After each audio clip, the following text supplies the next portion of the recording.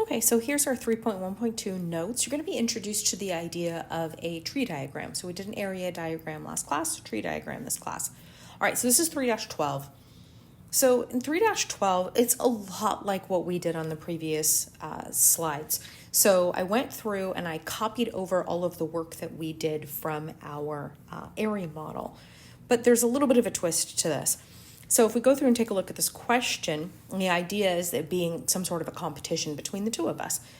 So if the letters can form a two-letter English word, you win. So otherwise your teacher wins. So we want to go through and we want to try to figure out which one of these would actually represent something of you winning. So, or words that could be made if we think about it that way. So if we do a U and a T, that's not a word. INT, yes, that definitely would be. So I think this box here with IT in it would be 1/8. AT is a word. UF is not. IF is, and AF is not. Okay, so the probability of actually getting a word out of this would be the sum of those three. So the 1/8, the 1/12, and the 3/8. So I went through and labeled out the words. So we have the probability that we would get the word it, which was 1/8, probability of the word if, which was 3/8, and the probability of the word at, which is 1/12.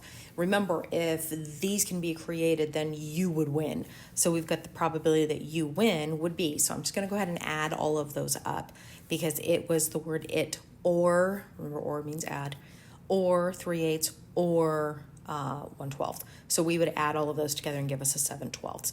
So I guess we could ask ourselves is this necessarily a fair game if we were to play this game? And no, it isn't. A fair game means that all players have an equally likely chance of winning or losing. So if this were to be a fair game, then the probability of you winning would be 6 out of 12 or 50% of the time. Okay, but what we want to do is use this as a jumping off point, be able to start thinking about a tree diagram. So it's another way to take a look at this type of information. So what I want to do is I want to start with the spinner number 1. And spinner number 1 has 3 things that could happen. So what we do is we have these kind of 3 little offshoots that we're going to do. And all of these offshoots represent the first thing that could happen, which would be spinner number 1.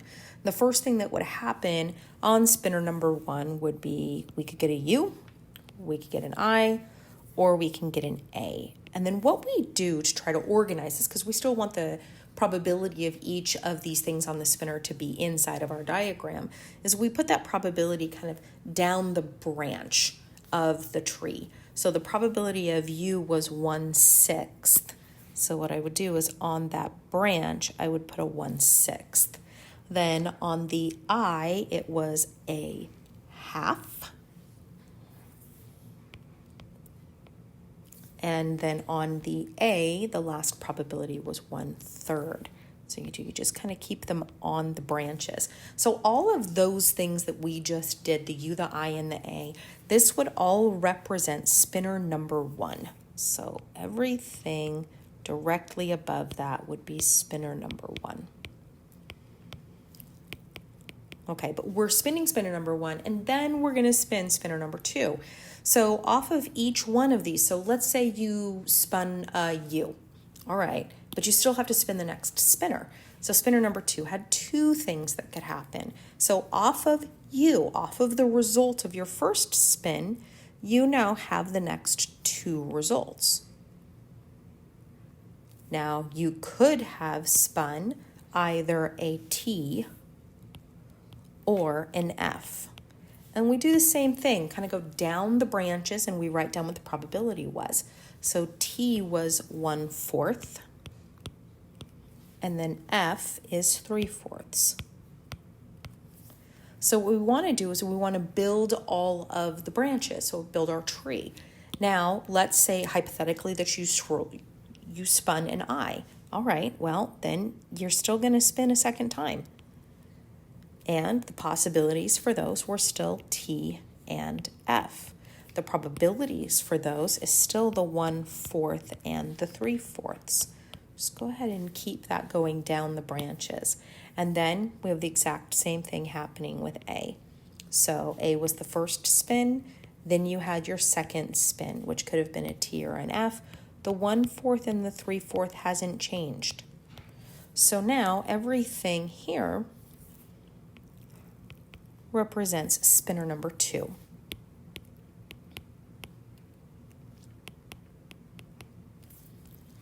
So now that we've built this, we want to be able to go down the branches to find the probabilities. So if you think about this, our area models, we would have multiplied the probability of the first spin times the probability of the second spin. Well, we're still going to do the exact same thing. So what we do is we multiply down the branch itself. And I'm going to go ahead and color code the first one so you can see what I'm talking about. So we're going to start at the beginning. And let's say that we spun a U. So we would go down the branch of U first. So 1/6 is what we're going to get to. But then let's say our second spin was 1/4. In order to find the probability at the end of this branch, we're going to multiply the 1/6 times the 1/4. And that is going to give me 1 out of 24, which if you take a look back at the table, we also got, or inside the area model, we still got 1 out of 24. So when you're going through and figuring out the probabilities at the end of each of the branches, you're going to multiply down the branch all the way from the beginning. So if we do one more, and then I'll have you guys see if you can do the rest of them. So let's say we spun the U, and then we spun the F. Okay, so we would multiply down that branch. That's going to be 1/6 times 3/4. And then that would give me 3 over 24, but that simplifies to 1/8. You can also find that inside the area model. So go ahead and take a minute and see if you can fill in the results at the end of each branch. Okay, so now that we have all of the results, one of the things that you definitely want to keep in mind is that every single one of these results at the end, so we've got my black arrow pointing up, those would have represented the areas inside for each one of the rectangles. So this is the interior portion, the interior part of the area model.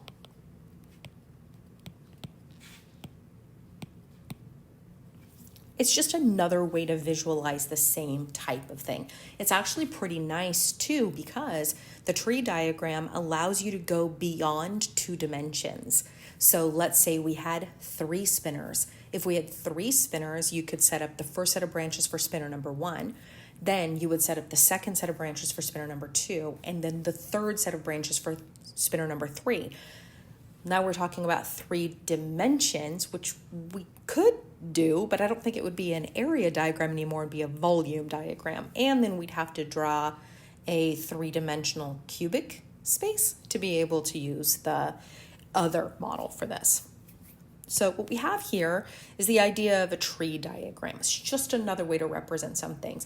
Again, it's nice because it allows you to do more than what the area model would do. So here we have an example. So go ahead and read this example to yourself, and then we'll go ahead and start playing around with this problem. Okay, so hopefully you have read this. We are now trying to get to, sorry about the typo, we're trying to get to room B. That's the goal. So the goal is room B. But I think we need to figure out, let's kind of play around with these different pathways. And I'll show you how I go through and address these problems myself. So let's say that we are the pet rat. Okay, so here we come walking the path. Here we come in. There is one pathway for us to choose from, and we've only got one way to go. So that represents, that single path right down the middle represents 100% probability of where we're going, assuming we're not turning around. Now, once we get to a juncture, we want to think about that these are different possibilities. So here, I have a juncture right here, and I see that I could go up or I could go down. There's 2 possibilities. So the probability that I would go up would be 1 out of 2, and the probability that I would go down would be 1 out of 2. So once I get to a juncture, I want to think about, well, how many different ways I could go. Okay, let's go on the upwards path. So if I go on the upward path, I see another juncture here. So I see this juncture happening, because otherwise I'm still down that same path I was before. But if you take a look, I now have 3 different ways that I could go. So out of the 3 possibilities, each one of these represents 1 path. So I think I have a 1/3 probability of following down those paths. And that's actually kind of nice, because it looks like one of them represents the way that I want to go to try to get to room B. All right, let's go back, because we need to take a look at the bottom path also. So the bottom path, every time, again, I get to a juncture. So whenever I have a choice, all right, it looks like I have a juncture right here. Well, I think there's only 2 paths, because I could either go up that way or I could go down this way. So that would be a 2. And so I've got an equally likely chance of going up the path or down the path, assuming I don't have any type of experience with this type of maze that I'm supposed to be going through. Okay, the top, it looks like I come to another juncture again though. So I could either go up or I could go down. All right, so that's 2. So a half this way and a half this way.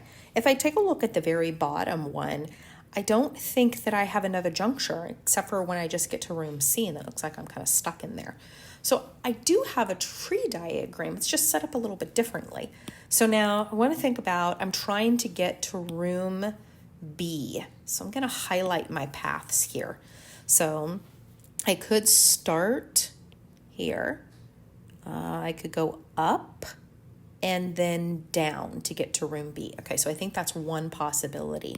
So that gives me, you guys know, as we go down the tree, we want to multiply. So I've got 1/1, because that was the only path I could take. Then the 1/2, which was blue. So this is my upwards path.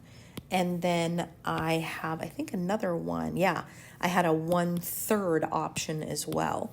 So this is going to be the top path for me.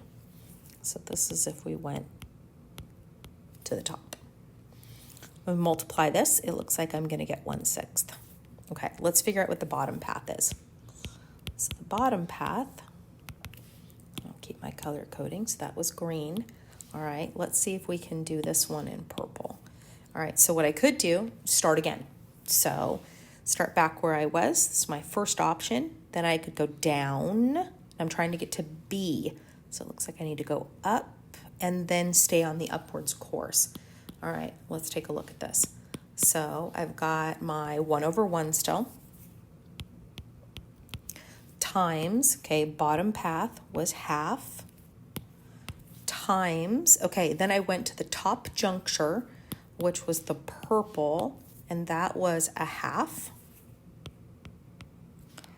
Times, and then I had that other juncture as well. That was yellow, and that was my 1/2 as well. Okay, I think if I multiply all of those together, that's going to give me 1/8.